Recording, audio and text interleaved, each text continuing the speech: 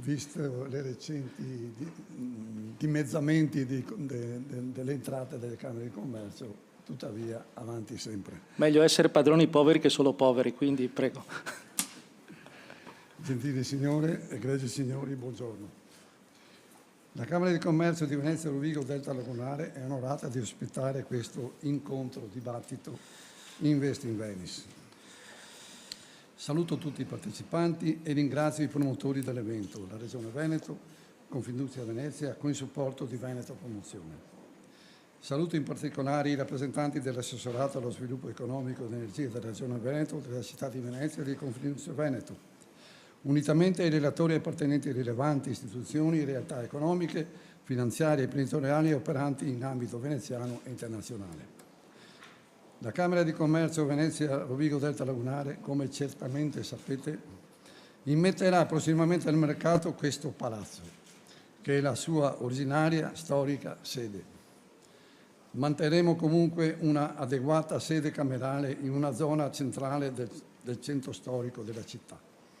Tale decisione è derivata dalla necessità di razionalizzare gli immobili conseguente all'accorpamento dei territori veneziani e rudigini che formano la nuova Camera, istituita con decreto del Ministro dello Sviluppo Economico il 23 ottobre 2014. Inoltre hanno fortemente influito, come dicevo prima, anche le variate condizioni economiche generate dalle scelte governative relative al sistema camerale italiano, culminate con il decreto governativo dello scorso dicembre.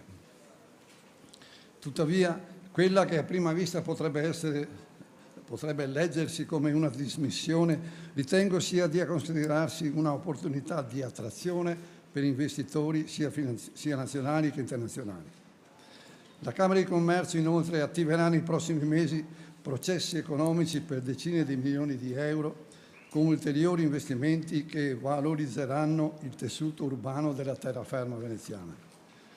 Riconosco inoltre una sicura sintonia con quanto si prefigge l'odierno appuntamento, mettere cioè a confronto soggetti appartenenti al mondo dell'impresa con altri virtualmente interessati a investire nella geografia economica veneziana.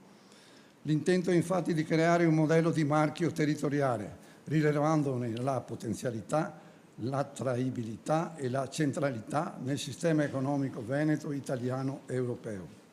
L'obiettivo ambizioso, ma certamente realizzabile e vantaggioso, è quello di candidare la città di Venezia a luogo che favorisca il dialogo e garantisca opportunità tra investitori istituzionali, istituti di credito, fondi di investimento, grandi intermediari finanziari e il comparto imprenditoriale, poste anche le operazioni finanziarie che hanno ultimamente coinvolto la nostra Regione.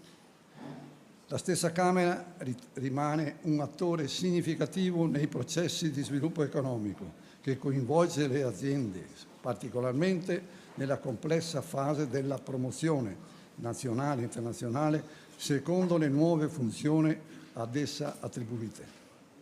Rileva infine come l'approvazione del Piano Nazionale Industria 4.0 del Ministero dello Sviluppo Economico consenta da questo autunno e per un triennio di avviare, assieme al tessuto economico territoriale, attività riguardanti lo sviluppo della digitalizzazione di processo e relativa formazione. Coscienti che la crescita di un territorio e la sua attrattiva dipendono fortemente dalla costante capacità di modernizzazione e innovazione. Penso, concludendo, che iniziative come quelle di oggi siano apprezzabili perché garantiscono rapporti fruttuosi e predispongono l'attuazione di esperienze che apportano un consistente contributo al progresso del nostro sistema economico territoriale. Buon lavoro a tutti.